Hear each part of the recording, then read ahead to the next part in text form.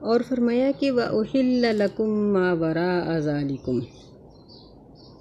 کہ ان خواتین کے علاوہ جو باقی ہیں وہ تمہارے لیے حلال ہیں۔ ان تبتغوا باموالکم محسنین غیر مسافحین، کہ تم اپنے مالوں کو خرچ کر کے ایسی عورتوں کو تلاش کرو، محسنین یعنی نکاح کرنے والے، یا یوں کہہ لیجئے کہ عورتوں کو تحفظ دینے والے، غیر مسافحین بدکاری کرنے والے نہ ہوں۔ فمستمتعتم بہ منہن، پس جن عورتوں سے تم استفادہ کر لو ان کو ان کے مہر دے دو جو مقرر کیے ہوئے ہیں۔ یہ ساری وہ شرائط ہیں جن کا پیچھے نکاح کے سلسلے میں ذکر ہو چکا ہے کہ یہ نکاح ان شرائط کے ساتھ کرنا ضروری ہے۔ اگر ان شرائط میں سے کوئی شرط نہیں ہوگی تو وہ نکاح ٹھیک نہیں ہوگا۔ فرمایا وَلَا جُنَاحَ عَلَيْكُمْ فِي مَا تَرَاضَيْتُمْ بِهِ مِن بَعْدِ الْفَرِيضَةِ، کہ اگر تم آپس کی رضامندی میں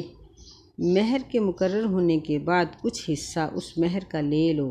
یا وہ عورتیں تمہیں کچھ یا سارا دے دیں، تو اس میں تمہارے لیے کوئی گناہ کی بات نہیں ہے۔ ان اللہ کان علیما حکیما،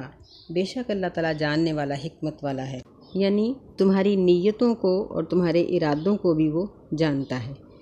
آگے فرمایا وَمَن لَّمْ يَسْتَطِعْ مِنكُمْ طَوْلًا أَن يَنكِحَ الْمُحْصَنَاتِ الْمُؤْمِنَاتِ، اور جو شخص لم یستطیع طاقت نہیں رکھتا تم میں سے کہ وہ نکاح کر سکے، ان ينكح المحصنات یعنی طول کا معنی ہوتا ہے مال، جس شخص کے پاس مال نہیں ہے،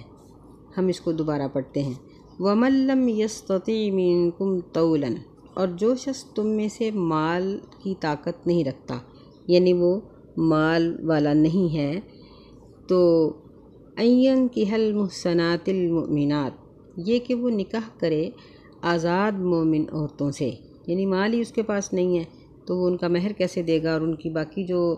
ہوں گی شرائط ان کو کیسے پورا کرے گا، تو پھر ایسی صورت میں کیا کرے؟ فرمایا فَمِمَّا مَلَكَتْ أَيْمَانُكُم مِّن فَتَيَاتِكُمُ الْمُؤْمِنَاتِ، پس جو تم میں سے لونڈیاں ہیں تمہاری،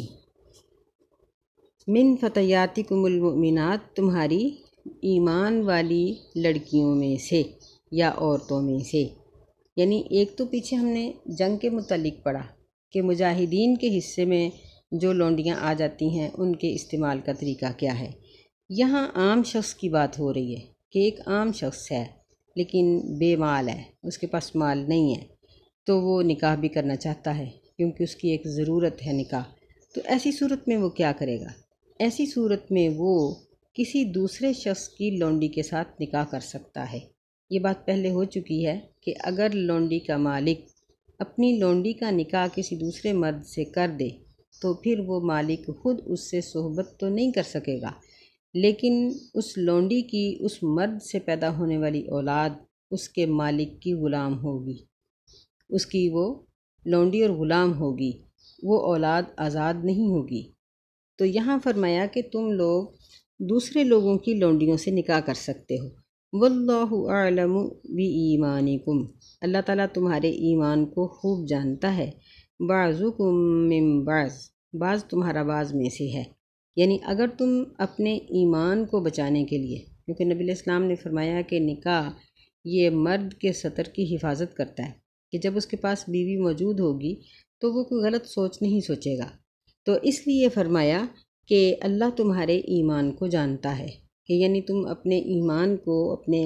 عزت و عصمت کو بچانے کے لیے یہ نکاح کر رہے ہو، تو پھر یہ بات یاد رکھو کہ بعضکم من بعض، بعض تمہارا بعض میں سے ہے، کہ یہ لونڈیاں اور غلام ان کی نسلیں تو نہیں تھیں، اگر نسلیں بھی غلام ہوں تو کہیں تو یہ لوگ آزاد تھے نا،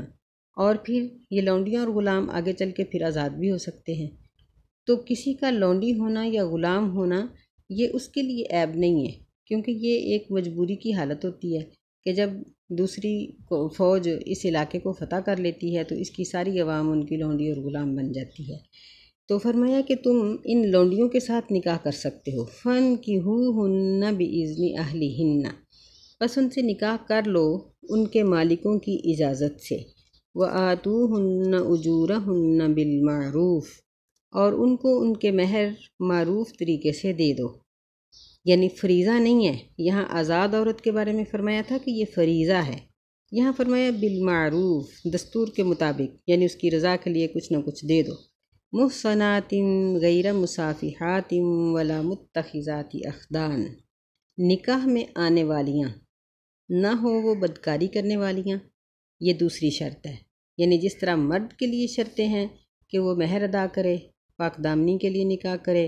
مستقل نکاح میں رکھنے کی نیت سے نکاح کرے، اسی طرح عورت کے لیے بھی شرائط ہیں کہ وہ محصنات ہوں، پاک دامن ہوں، غیر مصافحات، بدکاری اور دوستی اور اس طرح کے کام کرنے والیاں نہ ہوں، ولا متخذات اخدان، اور نہ ہی وہ پوشیدہ دوست بنانے والیاں ہوں۔ یعنی ان وجوہات پر نکاح نہ کیا جائے کہ دوستی تھی، دوستی بڑھتے بڑھتے زنا تک پہنچ گئی اور اب اس کے ظاہر ہونے کے خطرے سے بچنے کے لیے نکاح کر لیا، ایسا نہیں ہونا چاہیے۔ فرمایا فَإِذَا أُحْسِنَّ، پس جب وہ نکاح میں آ جائیں یعنی ان کو لے آیا جائے، فَإِنْ أَتَيْنَ بِفَاحِشَةٍ فَعَلَيْهِنَّ نِصْفُ مَا عَلَى الْمُحْصَنَاتِ مِنَ الْعَذَابِ، پس اگر وہ بدکاری کی طرف آئیں، بفاحشۃ، بدکاری کی طرف آئیں، فعلیہن نصف ما علی المحصنات من العذاب،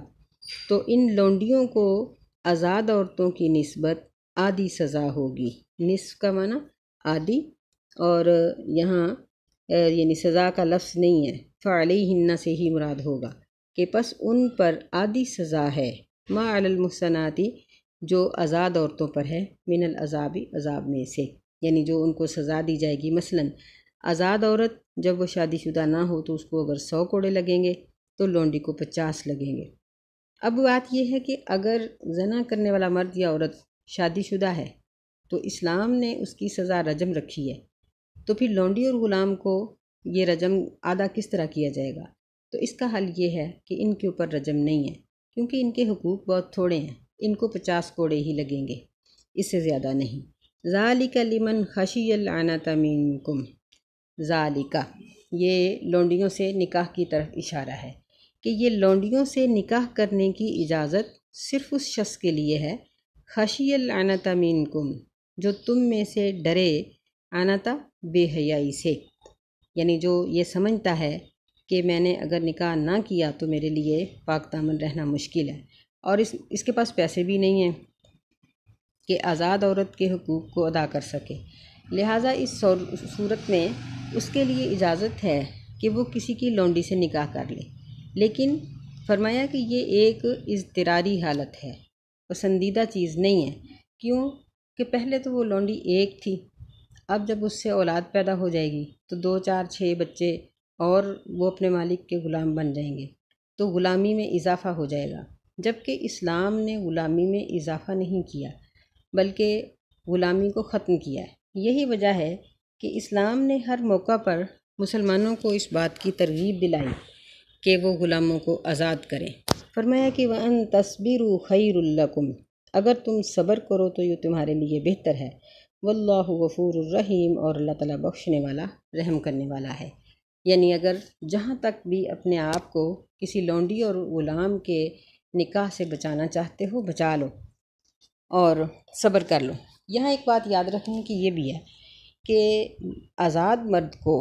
کسی کی لونڈی سے نکاح کرنے کی اجازت تو دی گئی ہے، لیکن آزاد عورت کو کسی کے غلام کے ساتھ نکاح کرنے کی اجازت نہیں ہے، کیونکہ یہ تو بالاولیٰ ایک آزاد شخص کو غلام بنا دینے والی بات ہے، جبکہ اسلام نے اس چیز کو پسند نہیں کیا، اور اس چیز کو ختم کرنے کے لیے موقع بموقع غلاموں کو آزاد کرنے کا حکم دیا، اور یعنی قسم کا کفارہ اس میں بھی دیکھیں غلام آزاد کرے۔ اگر مرد عورت آپس میں کوئی زہار کر لیتے ہیں تو پھر بھی فرمایا کہ غلام آزاد کرو، اگر قتل ہو گیا تو پھر بھی غلام آزاد کرو، بہت سے اور گناہوں میں بھی غلام کو آزاد کرنے کا حکم دیا، اور نبی علیہ السلام نے اس بات پر اتنی رغبت دلائی کہ مسلمانوں کو یہ بات سمجھا دی کہ اگر تم ایک غلام کو آزاد کرتے ہو تو اس کے ہر عضو کے بدلے تمہارا عضو جہنم سے آزاد ہو جائے گا۔ نبی علیہ السلام نے نام لے کر کہا، حتیٰ کہ اس کے سطر کے بدلے تمہارا سطر جہنم سے آزاد ہو جائے گا۔ تو جس دین نے آزادی کو ترجیح دی اور غلامی سے نجات دلائی، اس دین میں یہ حکم نہیں ہے کہ ایک آزاد عورت کو ایک غلام مرد کے ساتھ بیاہ دیا جائے، بلکہ یہ ایک اضطراری حالت میں اجازت ہے کہ ایک آزاد مرد کسی لونڈی کے ساتھ نکاح کر لے، اور ساتھ ہی یہ فرمایا کہ اگر تم بچے رہو تو تمہارے لیے بہتر ہے۔ اللہ تعالی ہمیں ان مسائل کو سمجھنے کی توفیق عطا فرمائے۔ یہاں ایک چھوٹی سی بات شاید سمجھ آ چکی ہوگی سب کو، وہ یہ ہے کہ عام طور پر آج کے مسلمان جن کو عادت ہے اپنے مذہب پر اعتراض کرنے کی، وہ یہ اعتراض اٹھاتے ہیں کہ لونڈی کے ساتھ بغیر نکاح کے مالک کی صحبت کیوں ہے۔ اول تو اس کی وضاحت ہو چکی ہے، دوبارہ مختصراً یہ بات کی جاتی ہے کہ یہ عورت کے تحفظ کے لیے یہ مشروط طریقے سے دی گئی اجازت ہے، بغیر شرائط کے نہیں ہے۔